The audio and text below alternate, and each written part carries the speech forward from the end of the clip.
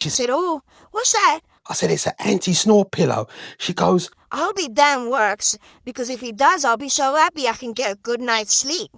without kicking me or pushing me and punching me. So, yep, guys.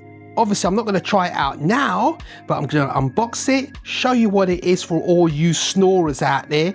And I'm sure there are many of you, because it's a common thing nowadays, all this snoring. Like, I wish I didn't do it, but hey, what can I do? So right, let's get it out the box, see what comes in the box, and then see if it's worth its money.